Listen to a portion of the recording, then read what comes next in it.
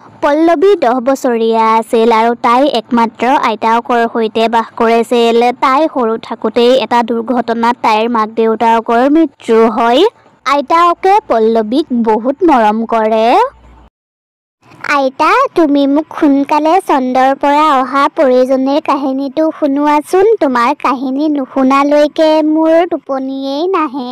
হ'ব মোৰ মাজনী, শুনাম বাৰু, কিন্তু তাৰ আগতে তুমি মোৰ ওচৰলৈ আহাচোন। আইতাকে সৰুৰে পৰাই পল্লৱীক চন্দ্ৰত থকা পৰিজনীৰ কাহিনীটো শুনায়। সেই কাহিনীটো শুনি শুনি পল্লৱীৰ বিশ্বাস হৈ গৈছিল যে সঁচাকৈয়ে চন্দ্ৰত এজনী পৰী থাকে।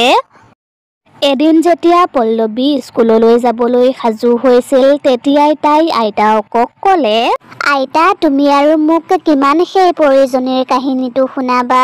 মোৰ এতিয়া সেই পৰিজনীক লগ কৰিবলৈ মন গৈছে, তাইৰ সৈতে বন্ধু হ'বলৈ মন গৈছে। তুমি এইটো কৈছিলা তাই সৰু ল'ৰা-ছোৱালীক বৰ ভাল পায়। মাজনী, তাই তোমাক এনেকৈ লগ কৰিবলৈ আহিব নোৱাৰে। তাই এটা ভাল দিনত তোমাক লগ কৰিবলৈ আহিব। তাৰ বাবে তুমি এজনী ভাল ছোৱালী হৈ থাকিব লাগিব। সদায় স্কুল যাব লাগিব, গাখীৰ খাব লাগিব, আৰু সেউজীয়া শাক-পাচলিও খাব লাগিব। ঠিক আছে আইতা, মই সেই সকলোবোৰ কৰিম। কিন্তু মোৰ এতিয়া স্কুললৈ দেৰি হৈছে। মই স্কুললৈ যাওঁ দেই। তেনেকৈয়ে কিছুদিন পাৰ হৈ গ'ল আৰু পল্লৱী স্কুললৈ যোৱা ৰাস্তাটোতেই এজোপা গছ আছে আৰু সেই গছজোপাৰ ওপৰত এজনী চোৰেল থাকে। আৰু এদিন পল্লৱীয়ে তাইৰ বান্ধৱী কাবেৰীৰ সৈতে সেই গছজোপাৰ তলতেই বহি আছিল। পল্লৱী, মোৰ মতে তোৰ আইতাৰে তোক মিছা কাহিনী শুনাই থাকে। চন্দ্ৰত একো পৰী নাথাকে আৰু তাই তোক কেতিয়াও লগ কৰিবলৈ নাহে। নহয় কাবেৰী, মোৰ আইতায়ে মোক কেতিয়াও মিছা কথা নকয়। মোৰ মতে সেই পৰীজনী আছে আৰু মোৰ বিশ্বাস আছে তাই এদিন নহয় এদিন মোক লগ কৰিবলৈ আহিবই। চোৰেলজনীয়ে পল্লৱীৰ কথাবোৰ ধ্যান দি শুনি আছিল আৰু কিছু সময়ৰ পাছতেই পল্লৱী আৰু তাইৰ বান্ধৱীজনী গুচি গ'ল। তাৰ মানে এই ছোৱালীজনীৰ পৰীক লগ কৰিবলৈ মন। ঠিক আছে, হ'ব, মই তাইৰ মনৰ আশাটো পূৰণ কৰিম। মই তাইক পৰীৰ সৈতে নিশ্চয় লগ কৰাই দিম। তেনেকৈয়ে কিছুদিন পাৰ হ'ল আৰু এদিন স্কুলৰ পৰা উভতোতে পল্লৱীৰ বহুত দেৰি হ'ল। আজি স্কুলৰ পৰা উভতোতে বহুত দেৰি হ'ল। 4টা বাজিবই এতিয়া। আজি মোক আইতায়ে বহুত গালি পাৰিব। পল্লৱী পটাপট ঘৰলৈ গৈ আছিল আৰু তেতিয়াই চোৰেলজনীয়ে পৰীৰ ৰূপ লৈ পল্লৱীৰ সন্মুখলৈ আহিল আৰু সেই পৰীজনীক দেখি পল্লৱী আচৰিত হৈ গ'ল। কোন হয় তুমি? আৰে, তুমি মোক চিনি পোৱা নাই নেকি? মই চন্দ্ৰত থকা পৰীজনী। মই তোমাক লগ কৰিবলৈ আহিছো। কি? তাৰমানে তুমি চন্দ্ৰত থকা পৰীজনী? হয়, তুমি ঠিকেই চিনি পাইছা। মই চন্দ্ৰত থকা পৰীজনী। মই তোমাক লগ কৰিবলৈ আহিছো। তোমাক যে সদায় আইতায়ে চন্দ্ৰত থকা পৰীজনীৰ কাহিনী শুনায়। চোৰেলজনীৰ কথাখিনি শুনি পল্লৱীৰ বিশ্বাস হ'ল যে তাই সঁচাকৈয়ে চন্দ্ৰত থকা পৰীজনী। হয়, মই তোমাৰ কথা সদায়েই আইতাক সুধি থাকো। মোৰ এতিয়া বিশ্বাস হ'ল তুমিয়েই যে সেই পৰীজনী। তুমি বাৰু এতিয়া মোৰ লগত খেলিবানে? নাই, মই এতিয়া খেলিব নোৱাৰো। ঘৰত চাগে আইতায়ে মোলৈ ৰৈ আছে। আজি স্কুলৰ পৰা উভতোতে মোৰ বহুত দেৰি হ'ল। মই এতিয়া ঘৰলৈ যাওঁ দেই। বাৰু, একো কথা নাই দিয়া, হ'ব। তুমি কালিলৈ আহিবা, মই তোমালৈ ৰৈ থাকিম। তাৰ পাছত পল্লৱী গুচি গ'ল আৰু পল্লৱী যোৱাৰ পাছতেই চোৰেলজনী তাইৰ আচল ৰূপলৈ আহিল। মোৰ বুদ্ধিটোৱে কামত দিলে, এতিয়াহে মজা লাগিব।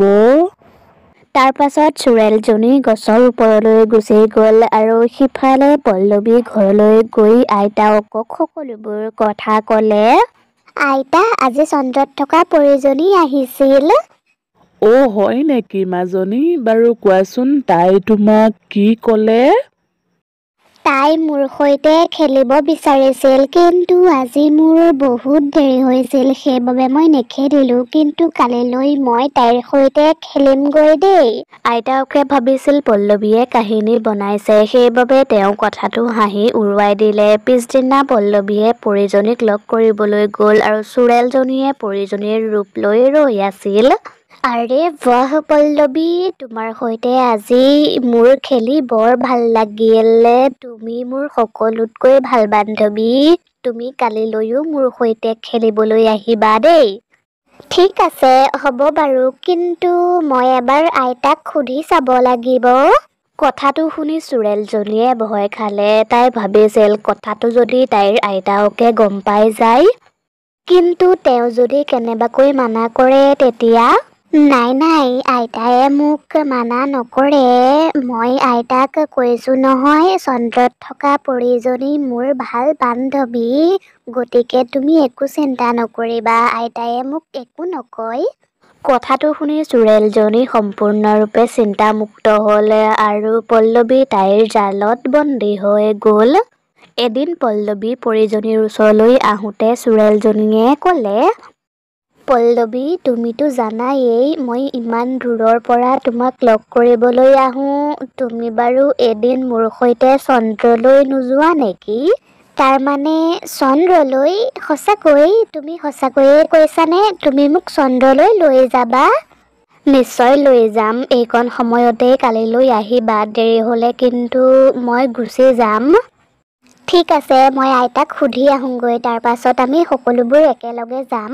সেইখিনি কৈ পল্লৱী ঘৰলৈ গ'ল আৰু ঘৰ পাই তাই আইতাকক কথাটো ক'লে। আইতা, মোৰ বান্ধৱীয়ে মোক কালিলৈ চন্দ্ৰলৈ লৈ যাম বুলি কৈছে। মই বাৰু চন্দ্ৰলৈ যামনে?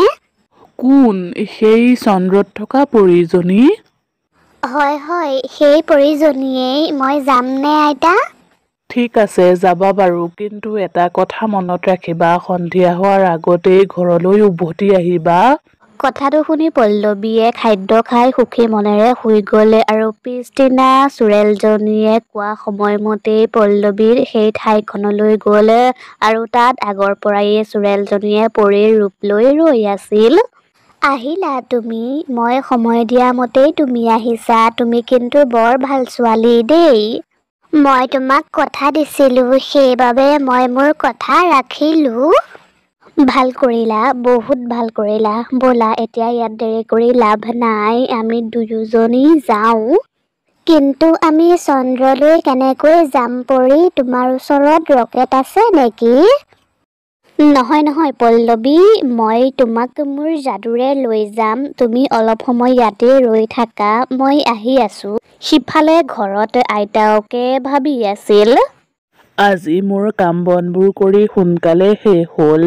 আজি চাওঁগৈচোন পল্লৱীৰ নতুন বান্ধৱীজনী কোন হয়, যিয়ে তাইক চন্দ্ৰৰ পৰা অহা পৰী বুলি কয়। তাৰ পাছত পল্লৱীৰ আইতাক সেই গছজোপাৰ ওচৰলৈ বুলি গ'ল আৰু তাত চোৰেলজনীয়ে পল্লৱীৰ সন্মুখত এখন ডাঙৰ দুৱাৰ থৈ দিছিল। পৰী, এইখন দুৱাৰহে, তাকো ঘৰ নথকা দুৱাৰ। এই দুৱাৰখনেৰে আমিনো চন্দ্ৰলৈ কেনেকৈ যাম?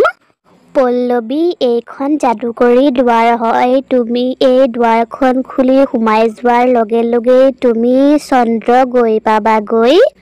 কি? সঁচাকৈ? হয়, ব'লা এতিয়া সোনকালে আমি যাওঁ। সেই সময়কণতে তাত পল্লৱীৰ আইতাক আহি পালেহি আৰু তেওঁ দূৰৰ পৰাই পৰীৰ বেশত থকা চোৰেলজনীক দেখিলে। আৰে, পল্লৱী আকৌ কলৈ গৈছে আৰু তাইৰ লগত সেইজনী কোন?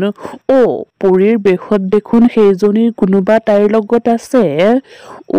কেনেবাকৈ তাই পল্লৱীক মূৰ্খ বনাই কৰবালৈ লৈ যোৱা নাইতো? নাই, মই পল্লৱীক বচাব লাগিব দেই। আইতাক গৈ পোৱাৰ আগতেই চোৰেলজনী আৰু পল্লৱী ভিতৰলৈ সোমাই গ'ল আৰু দুৱাৰখনো বন্ধ কৰি দিলে। সিহঁত দুয়োজনীতো এই দুৱাৰখনৰ ভিতৰেদিয়েই সোমাই গৈছে, কিন্তু দুৱাৰখনৰ পাছফালে দেখোন একোৱেই নাই। মই মোৰ ছোৱালীজনীক বচাবলৈ হ'লে মই এই দুৱাৰখনৰ ভিতৰলৈ সোমাই যাবই লাগিব। তাৰ পাছত আইতাকে দুৱাৰখন খুলি ভিতৰলৈ সোমাই গ'ল আৰু ভিতৰৰ পৰিৱেশ দেখি তেওঁ আচৰিত হৈ গ'ল, কাৰণ সেই পৰীজনী চোৰেল হৈ গ'ল আৰু চোৰেলজনীয়ে পল্লৱীক ৰছীৰে বান্ধি থৈছিল আৰু তাই পানী গৰম কৰি আছিল। আজি মই পেট ভৰাই খাম। ঐ ছোৱালী, এতিয়া গম পালি, আগলৈ মনত ৰাখিবি, অচিনাকি মানুহক কেতিয়াও সহজে বিশ্বাস কৰিব নালাগে। ময়োনো কাক শুনাই আছো, তই জীয়াই থাকিলেহে কথাবোৰ মনত ৰাখিবি। তেতিয়াই পল্লৱীয়ে ক'লে, মোক আপুনি যাবলৈ দিয়ক, মোৰ লগত আপুনি কিয় এনেকুৱা কৰিলে? তোক এৰি দিবলৈ মই ইমানবোৰ নাটক কৰিলো হা? মোৰ কষ্টবোৰ কলৈ গ'ল?